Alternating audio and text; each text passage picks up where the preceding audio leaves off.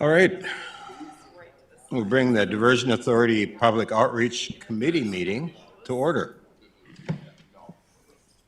And Dawn, would you give us a roll call, please? Mayor Dardis. Here. Mr. Van Amberg.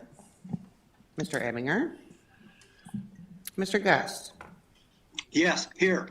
Mrs. Grimberg. Here. Mr. Capitan. Here. Mr. Campbell. Here. Mr. Steen. Here. Mr. Olson. Here. Mr. Seldgevold. Mr. Strauss. Quorum is present. Okay, thank you. Hey, we got one question, Jake. How are you able to be on Teams with us? Well, no, it works pretty slick. Well, that helps. All right, yeah, that sounds good.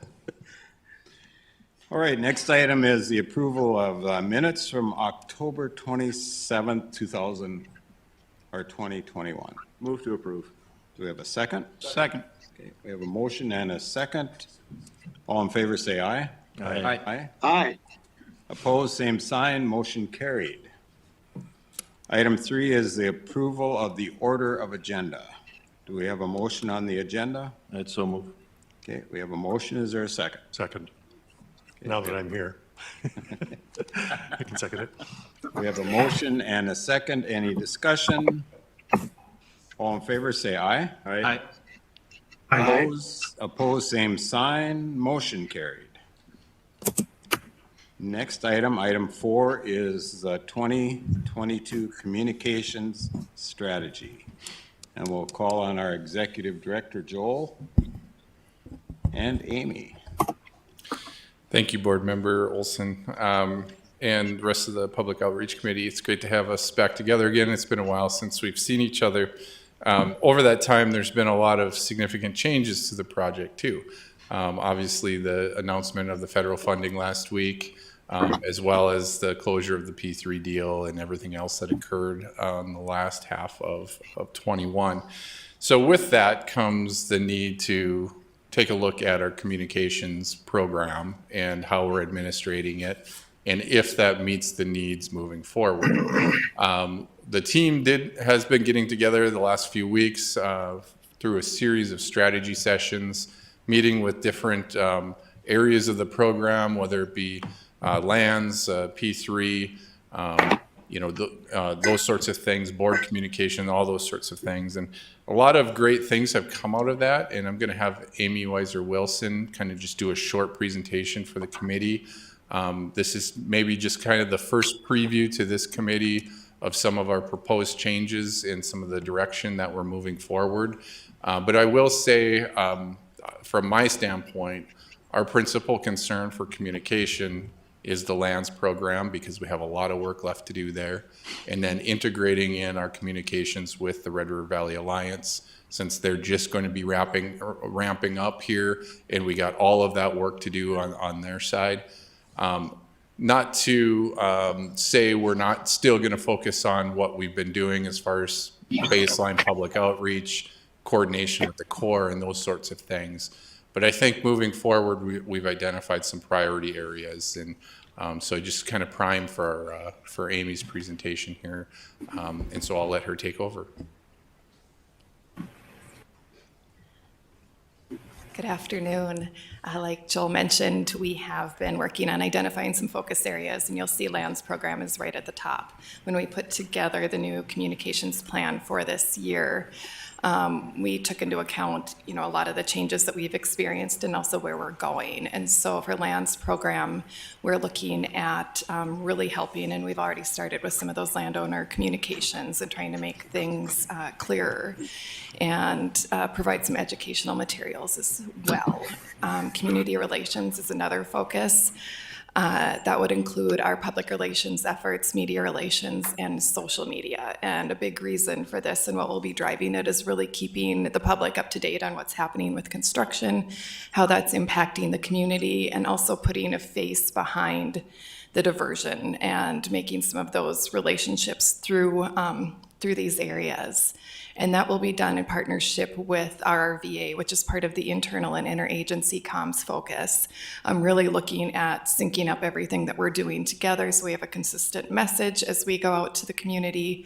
And as part of that as well is improving board communication. So hopefully you had the chance to see the first board bulletin that Joel sent out. Our goal is to provide those every other week so that you have a chance to stay updated on some things in between meetings.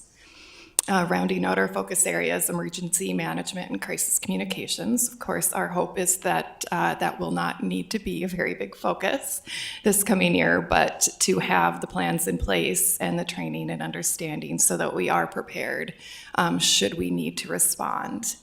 And then rounding it out is public affairs and industry communications. And this is really staying in touch with others in terms of the P3 across the country so we can continue to learn and also be able to share our information and show how we're really paving the way here in the Fargo-Moorhead area for P3 and all the development.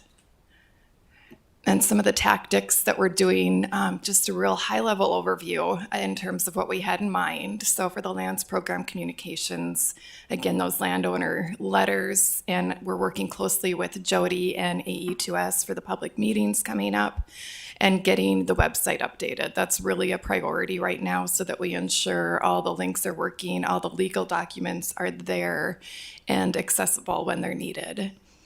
Community relations, like I mentioned, it'll be the media relations, PR, and social to get the word out, but also per our technical requirements, we'll be starting an electronic newsletter this year and doing that in conjunction with RRVA.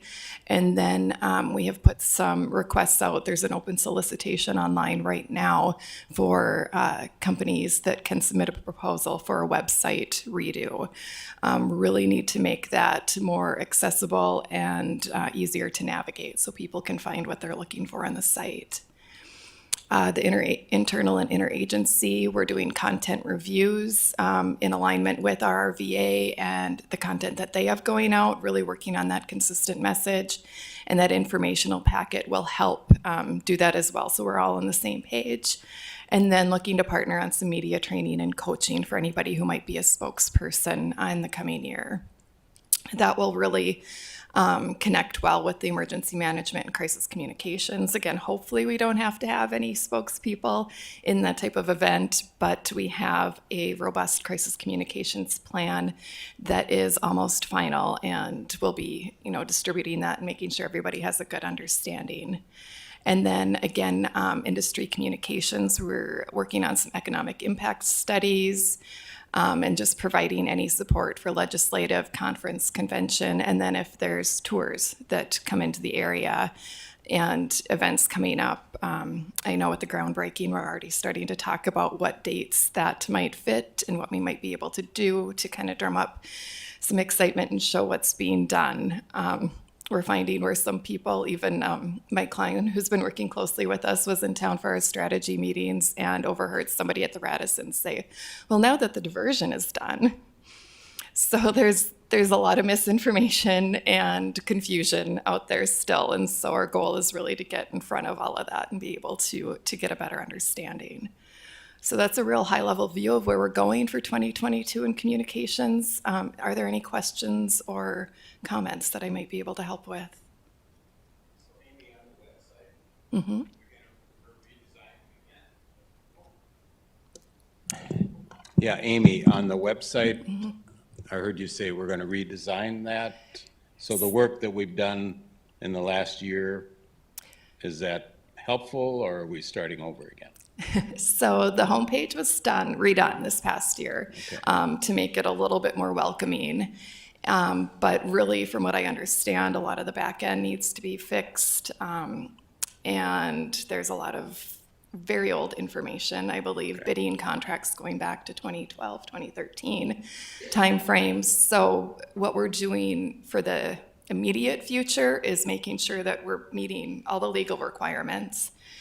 Trying to archive in AConnex anything that really isn't needed to be out there, but we will still have it readily available and accessible if somebody requests it. and then working on some of the accessibility pieces. If you happen to click and read one of the news releases that we sent this past week, I had a hard time reading with my readers on my big monitor. Yeah. So some of the text size, things like that, I think we really want to take a look at. So we've got a Band-Aid on it until we can get a site that fully meets our needs going into the future.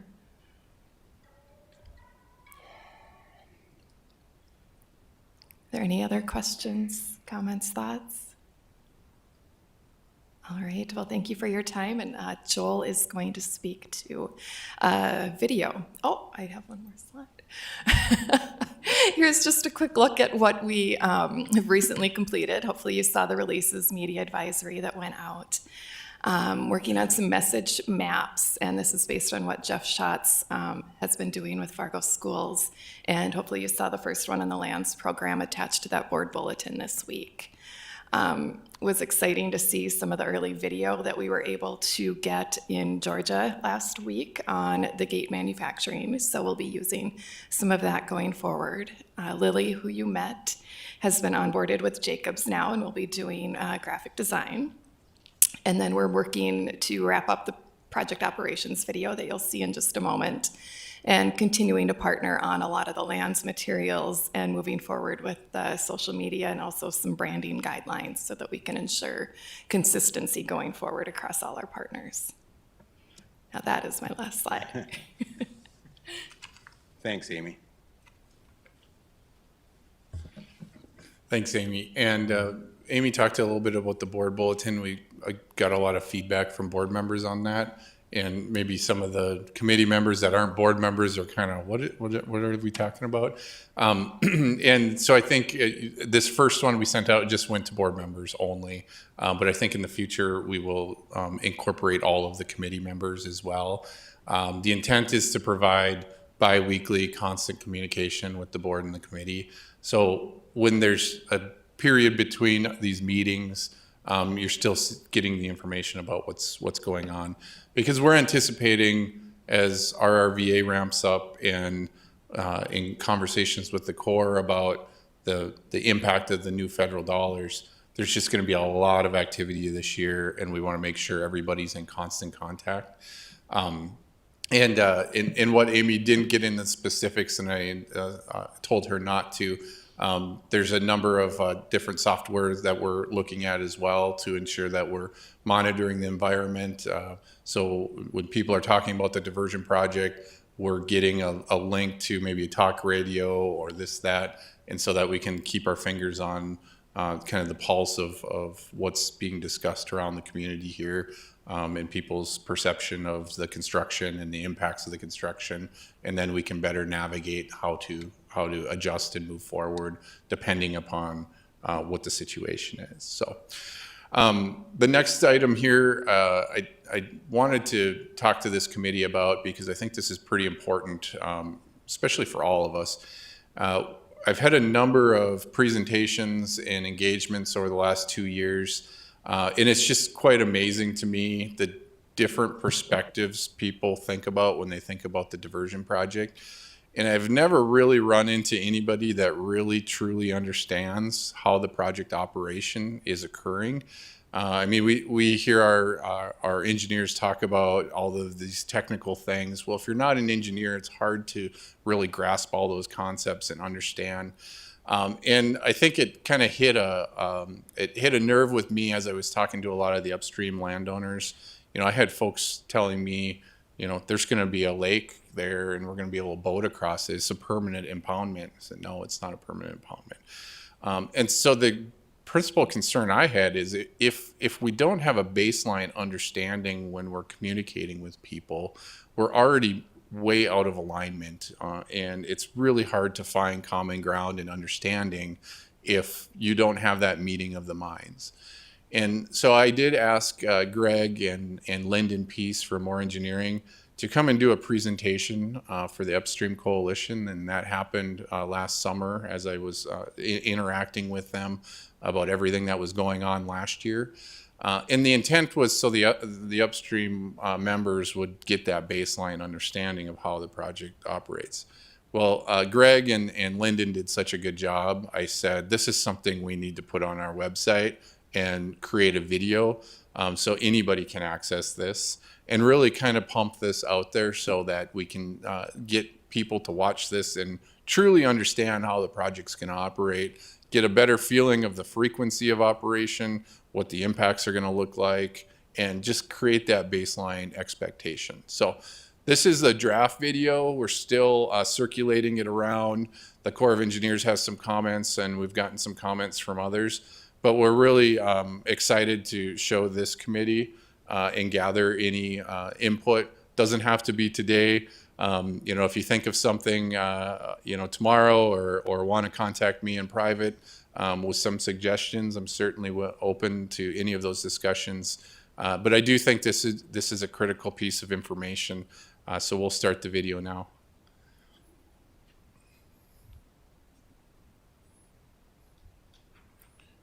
And I apologize, it is 10 minutes, but it's a good video.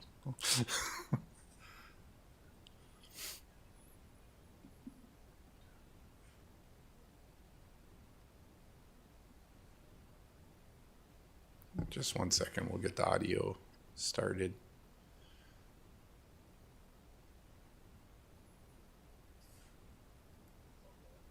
It's all the way up. Do I have to do anything here, Brian?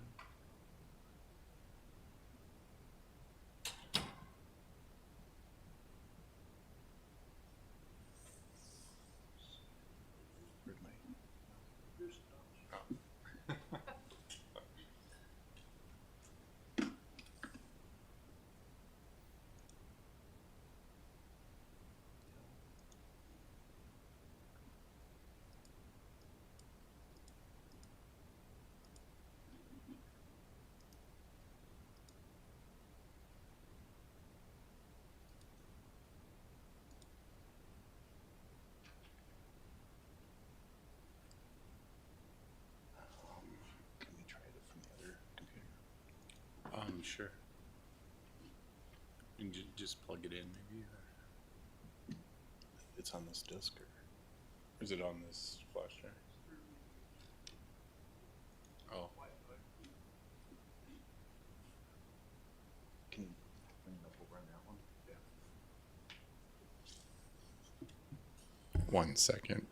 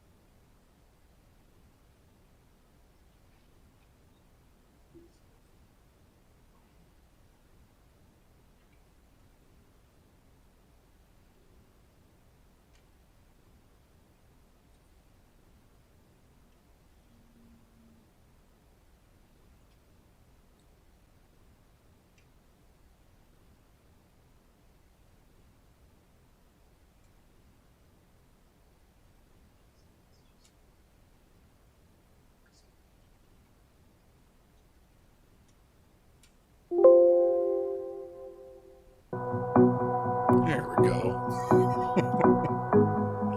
Good job, Paul.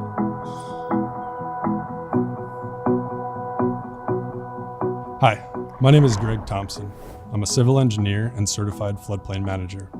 I have 18 years of water resources experience, and I've been helping the Fargo-Moorhead area work towards permanent flood protection for the past 12 years. Today, I'm going to provide an overview of the FM area diversion project, and then I'll step through some of the details on the project operation. So there are 6 rivers that contribute to flooding in the Fargo-Moorhead area, all generally moving in a south to north direction. The first river, the largest of them all, of course, is the Red River, which creates the backbone of the project. This is the border between North Dakota and Minnesota. The next river is the Wilder Ice River, which is a tributary to the Red, producing approximately a third of the flooding upstream of the project. The Cheyenne River contributes water from the west, enters in to the project area from the southwest near Horace. The Cheyenne River extends through West Fargo and then around Harwood, and then discharges into the Red River north of town. The Maple River, Lower Rush River, and Rush River all flow into the Cheyenne River north of West Fargo. This map shows a 1% chance flooding in the Fargo-Moorhead area. This is also referred to as the 100-year flood. The diversion project is designed to provide certifiable flood protection from all 6 flooding sources. Let's take a look at the project a little closer. There are 3 major project components: the diversion channel, the southern embankment, and the in-town levees. The diversion channel is being designed and constructed by a private developer through what's called a public-private partnership, or a P3. The diversion channel is going to be 30 miles long, beginning at its inlet down by Horace, extending around the west side of West Fargo, and outletting into the Red River near the city of Georgetown, Minnesota. Although the exact configuration of the channel will be up to that P3 developer, we're expecting it to be somewhere around 20 feet deep and approximately 200 to 300 feet wide at its bottom. The diversion channel will have 2 aqueduct structures, one on the Maple River and one on the Cheyenne River. These aqueduct structures allow tributary river flows to pass into the protected area in a controlled manner, and then during a flood, any excess flows will pass through a spillway and into the diversion channel. I like to think of these aqueduct structures as like an interstate overpass, where the diversion channel is like the interstate, which are approximately the same dimensions, and then the aqueduct structure will be like that overpassing road with a bridge, allowing that water to pass into the protected area. The second component is the southern embankment. The main purpose of the southern embankment is to regulate water flowing into the metro area and direct it into the diversion channel. Another purpose of the southern embankment is to store water within the upstream mitigation area to minimize hydraulic impacts.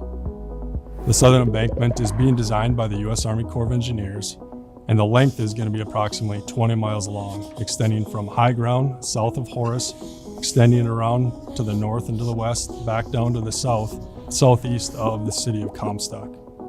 There will be 3 gated structures that control how much water goes into town, through the diversion, and in how much water is being stored.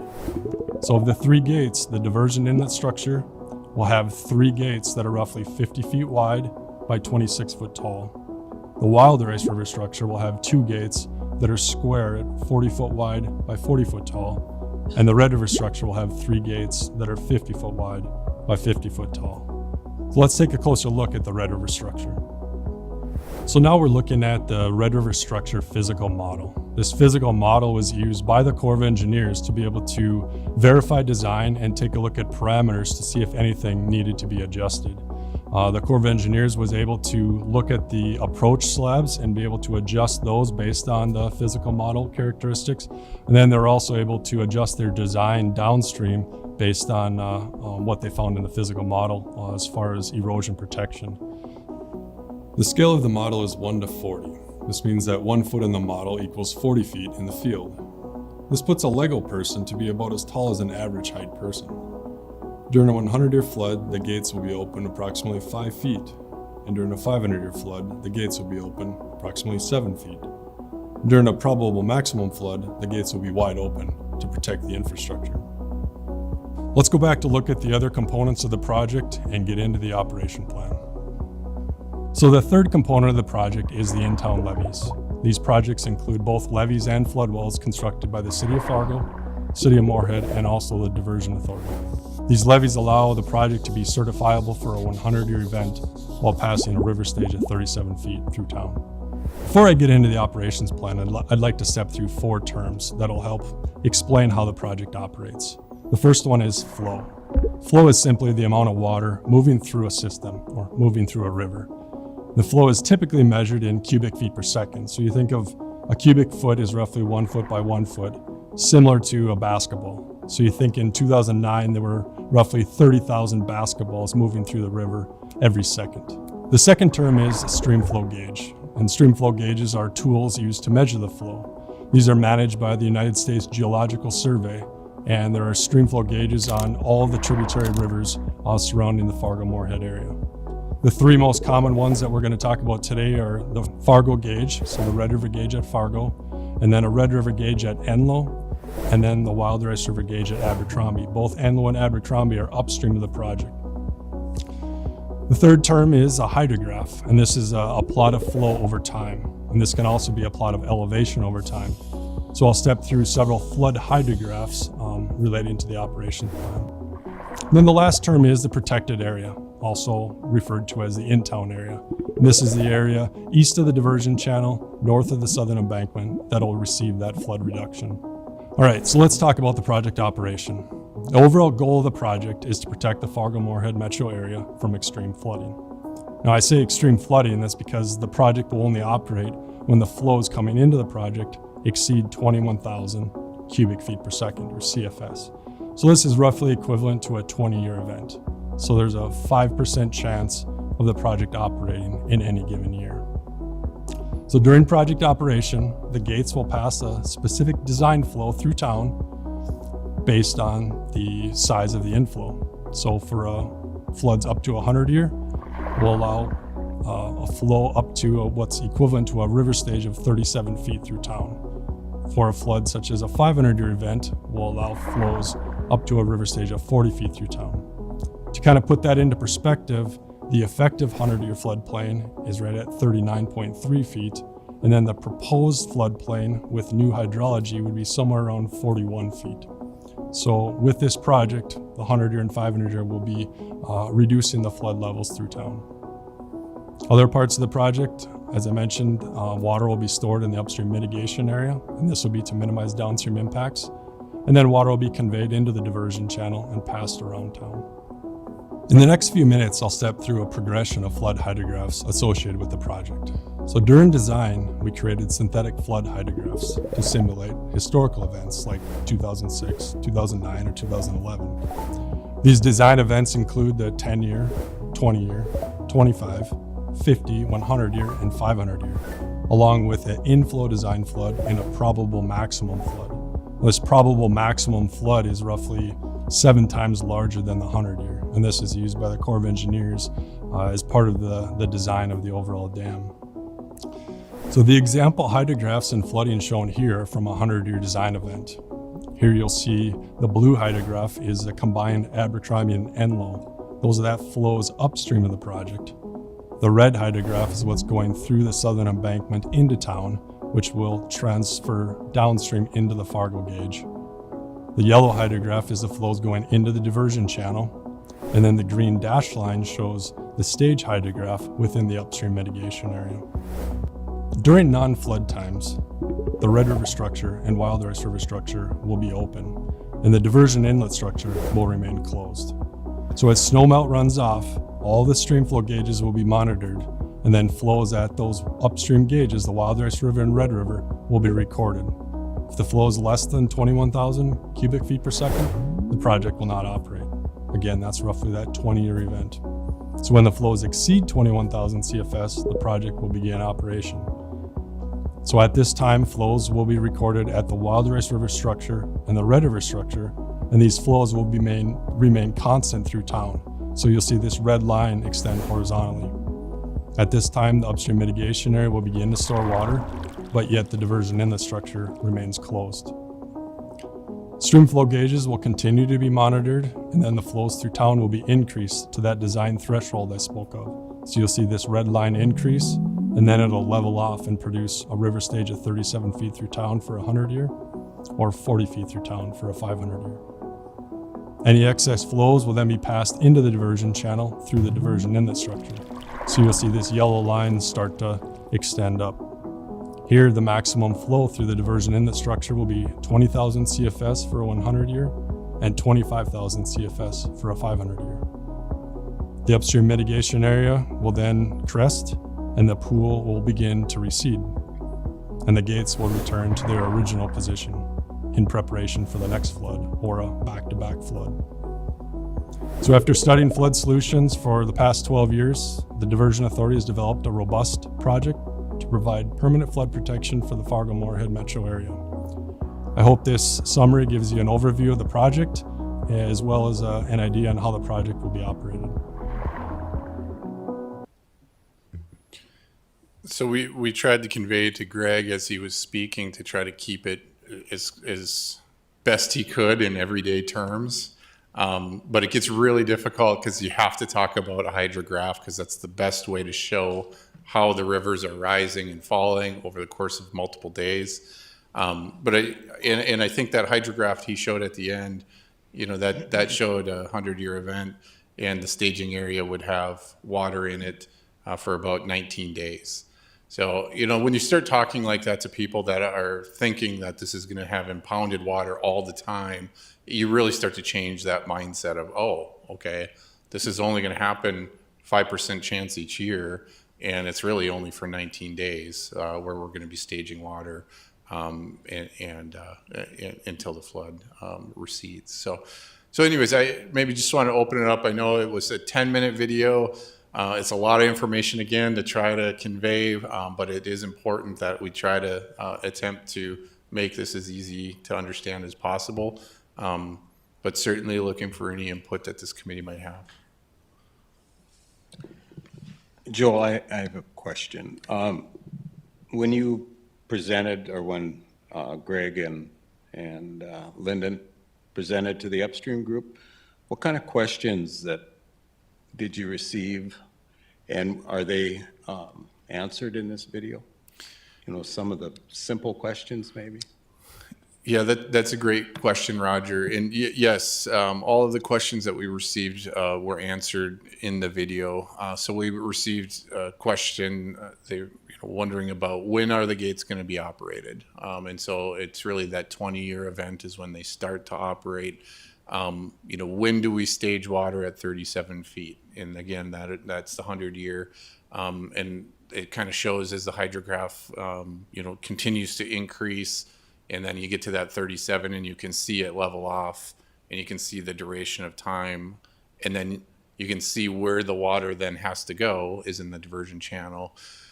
So it was really just kind of, there was a lot of questions about timing, about, the impact, how quickly does the pool fill up or the staging area fill up, and then how quickly does it return back to normal. And so we were attempting to show that with that hydrograph over time, and have the days on the bottom, so you could see the line of the pool rising and then falling again, and you could see, kind of gauge the amount of time that would take. There were a lot of questions about, what the floodplain would look like during the event, and it was kind of tough to see. But if you were following on the right-hand side of the video, as the hydrographs were going up, you could see the floodplain expanding into certain areas and then receding again. And so our attempt is to kind of put a real-life scenario together that somebody could see the expansion up until the crest, and then it start to come back down. And if you're real astute, you can kind of look on there and say, okay, this is where I live, or this is where my uncle lives, and I can kind of see what roads may or may not be impacted during a flood event, those sorts of things. But it was very well received with the upstream group, and it really clarified a lot of that misinformation that had been circulating for years. So I feel it is really important that we get this video out and talk about it, and let people watch it to just get that understanding of how this will operate.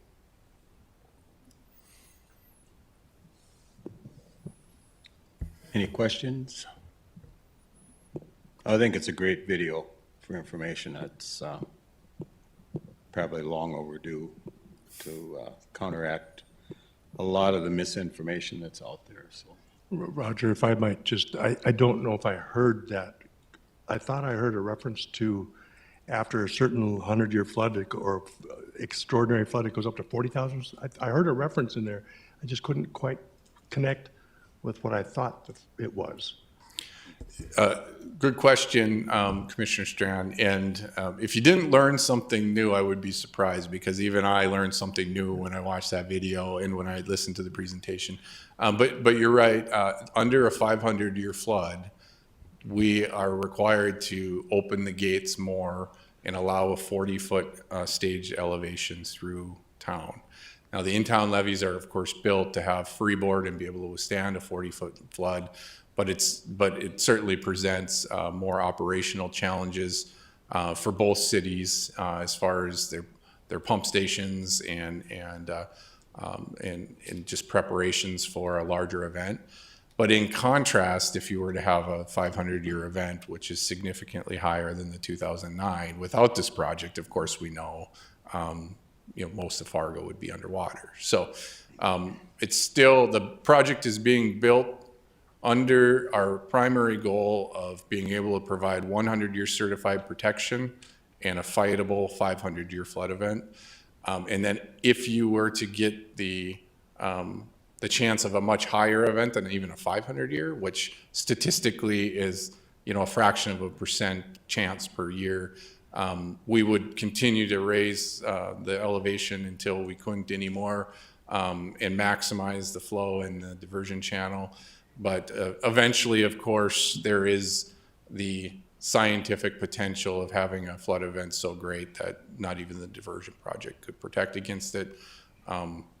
That's what we look at when we see that PMF event. You saw that very high one.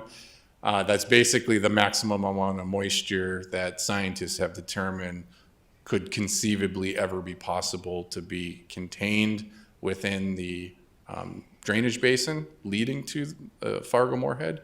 And then they also look at the worst case scenario, so the fastest melt. I think they had a thunderstorm occurring at the same time. I mean, it's really kind of Armageddon. But under that flood event, we wanted to ensure that the integrity of the overall project would survive, despite the fact that, it may overtop under an event like that. But it's transparent. It's out there. This is how the project was designed, and it's a compromise between, what we felt is appropriate as a community to be able to fight a 500-year and have that 100-year protection. However, the project is robust enough to be able to not be compromised under any conceivable event. So. Thanks for explaining that. I just had this in my mind that it would never go over 37 feet or ever over 37,000 cubic feet per second or whatever that number was. I just thought that was the ultimate ceiling, but it isn't. It isn't, because eventually you have so much water that you maximize the diversion channel. You can't store anymore in the upstream staging area because there is no more capacity, and it has to go somewhere, and so it has to be conveyed through the main stem of the Red River. Thanks for explaining that. Yep. Roger. I would like to make one more comment. I think what's lost a lot of times is farming within the staging area and the impact. But in order to get that impact, that means everybody outside of the storage area is also flooding. It's going to be a tremendous amount of flooding coming to this community and to this project in order for it to operate. And it's not just the impact within the staging area, it's also the weather impact, flooding impact around. And I know this as a farmer. I know the impacts of our major floods in the last 20 years and how it delayed my planting because of the amount of water or amount of flooding that was going on. So that's not going to change, outside the staging area. It's a good comment, Commissioner Olson. And one of the problems that we've had as a program over the last decade is that the hydrology continues to change. And a 100-year event in 2009 was a much lower frequency or higher frequency event now, kind of equivalent to that 20, in between a 20 and a 50, somewhere along those lines. And so, now we start talking about a 20-year event, where a few years ago we were talking about a 100-year event, but they weren't the same events. And so it's definitely a communication problem, and it's also a perception problem of how often the project will occur and those sorts of things. So that has been a challenge, and of course it's just a challenge because of the technical nature of the project and how complex this system is. So we've tried to do the best we can to boil it down to everyday terms, but some things do get lost in doing that, and it's kind of inevitable. But as long as we're keeping the big picture points that we want to convey, I think we're succeeding in our mission. So. Roger, this is Jake. Can I make a comment? Go ahead, Jake. So, misinformation grows because of the numbers of times that it's repeated. And even though it's publicly repudiated, it still goes underground and keeps being repeated. And so I don't think you can show this video enough times.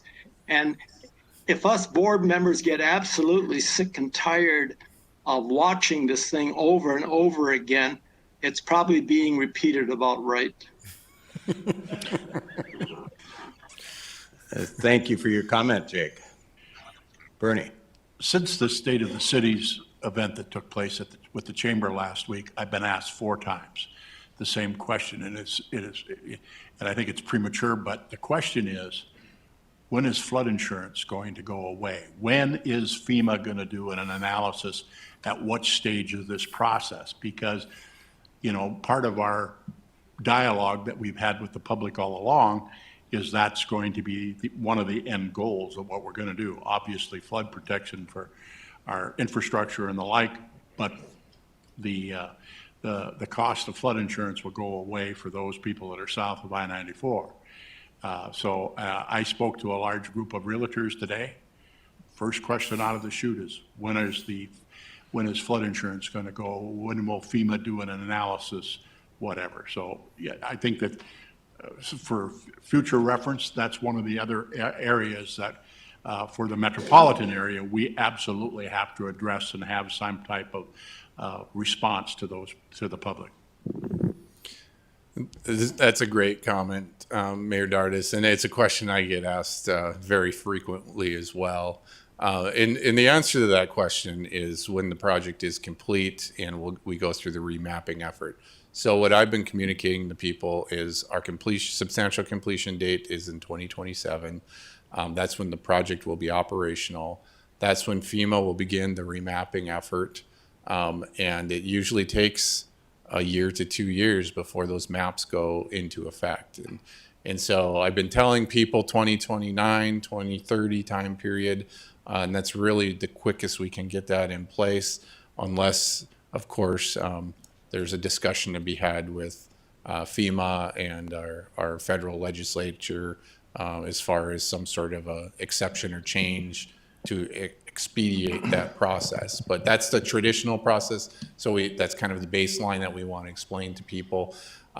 Obviously, that's still many years out, and so it still is frustrating to have to pay that flood insurance, especially considering that halfway through the construction of this project, if we were to get a major flood event, we're in significantly better place than we were in 2009 to be able to fight that. So the risk is changing as we progress with construction, but that's certainly not reflected in flood insurance rates, which of course is a bit frustrating as well. But that is the process. I think with that comment, Mayor Dardis, it's a great point, and it's certainly something that we could plug into this at the right moment and the right time, and be able to talk a little bit about that flood insurance component and the remapping component. Kevin. Yeah, Roger, I want to piggyback on a couple of your comments if I could. And by the way, the video is fantastic. I think it's really good. And videos like this are really helpful in educating the people who haven't followed it. I have 2 areas where I'd like to see something like this done. And I'm going to talk about the Minnesota side now, and maybe that applies to areas on the North Dakota side as well. But along the tieback levees, where we have lands that are not part of the staging area, they're still going to be expected to have drainage. And that kind of goes to what Roger said, is some of the people might be concerned of what's being backed up outside of the staging area and that type of thing. So my question is do we show any models or how would a tributary that is not talked about here in the video that still drains into the Red River, for example, south of Fargo-Moorhead, how are those being handled as it comes up to the tieback levee? I understand, we still want to make sure that there's drainage. And I know we might be able to make the statement, well, it won't be any worse than it was before. That's easy for us to say, but it's whether or not it's believed is another thing. So I think things like this are really helpful in that regard. So I'm just pointing that out as maybe something to look at in the future, in the near future. And then the second one would be, in the video, they talked about where all this ends up, and it all ends up up by a little community in North Clay County called Georgetown. What can we show them that would show that this thing levels out and that I understand it's the staging area that is helping keep that the same. But I think if we could show them some sort of a hydraulic model similar to what's been shown here would really be helpful and comforting to those people that are living up in that area. Going back to Bernie, to your areas of West Fargo and north of West Fargo, every time that there would be a spring flood, you'd always hear how that darn West Fargo diversion flooded north of West Fargo. You've heard it, Bernie, I'm sure, time and time again. And so I'm just trying to make sure that the hydraulic data we have doesn't create that in the future. Those are both great comments, Commissioner Campbell, and it's certainly we can put some more work into that. And I think you're spot on your second point, because the hydrographs are showing the downtown Fargo gauge, right? And so as you move to other places, it's going to look different. We do not have any significantly greater impacts at Georgetown than what would normally occur. But we need to show that, and we can show it in this format, whether it be a public meeting in Georgetown with the officials there, and show them, here's an event without the project, and here's the event with the project, and this is what it looks like right here in Georgetown. And here's the flood levels and the durations. And so they can see it for their own eyes, and they can compare the with project and without project. Whether they believe our analysis, of course, is another thing, but I mean, these are all scientists that put this together, and there's been over a decade worth of engineering work on this that's been peer reviewed by multiple agencies and regulatory agencies. So the simple fact of the matter is our model is extremely accurate. And we are, in some cases, modeling impacts down to the thousandths of a foot, which is, equivalent to maybe or smaller than the thickness of a quarter. So, that's a pretty significant accuracy on the model. And we can show, I think, in simplistic terms, using that hydrograph type of an explanation, to different communities and show what those impacts or lack of impacts, therefore, would look like.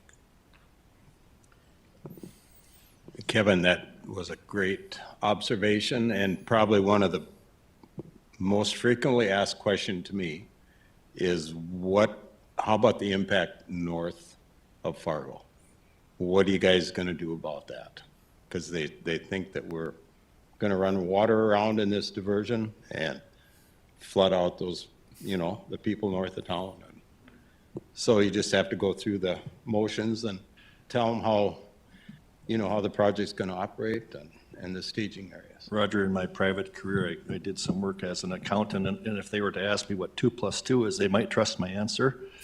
But when they ask me where the water's going to go, as an accountant, they're not going to trust me.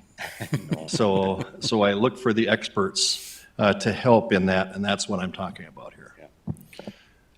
Yeah, and I think to that point, one of the reasons we chose Greg to explain this is that he is very good at just keeping it strictly to the facts, and this is how the engineering works. And he's just got a great voice and a great way to explain those things. And he certainly has the credentials. I mean, you heard him talk about the significant work that he's done on this project and in the Red River Valley. So he's got that integrity, we believe, to accurately convey this message to the audience. Roger. Yes. One more comment that I'd have is, at no point in any of the discussions that I've ever heard, does the category of ice jams come into this equation. In our diversion, we've got, I think, 9 monitoring spots in West Fargo just for our diversion. And it's always at the bridges because that's the critical point, because they're not raised bridges. So is there an issue with any of the control structures, the gates, anything like that, when we have a unique year, the way that the ice goes out or anything like that?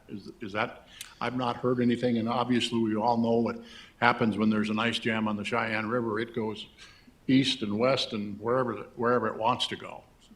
Maple, same way. That's a great question, Mayor Dardis, and I get that question quite often. And I'd probably like to ask Mr. Bachegard to come up because he's been knee-deep in these discussions and make sure we give you an accurate answer. I got an answer, I just want to make sure it's accurate, Mayor.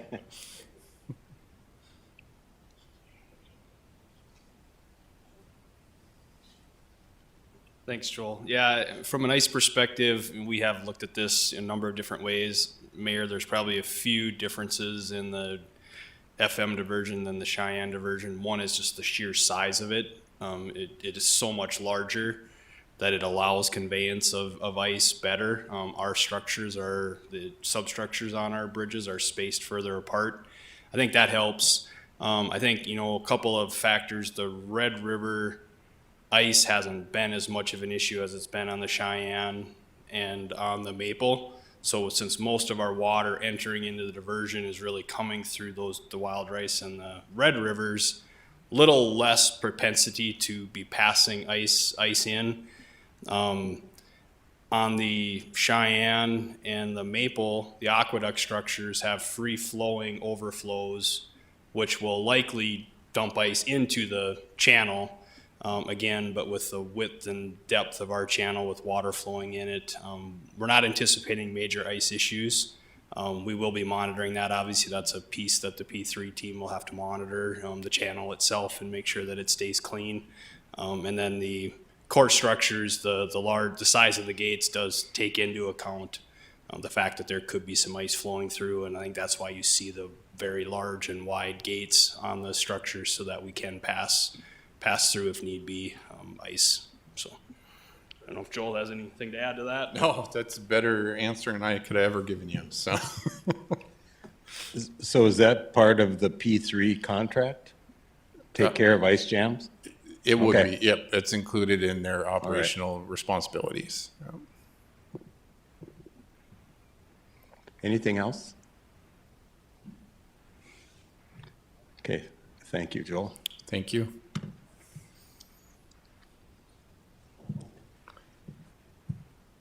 So item 6 is the next meeting, February 23rd, and it'll be here at 2 o'clock.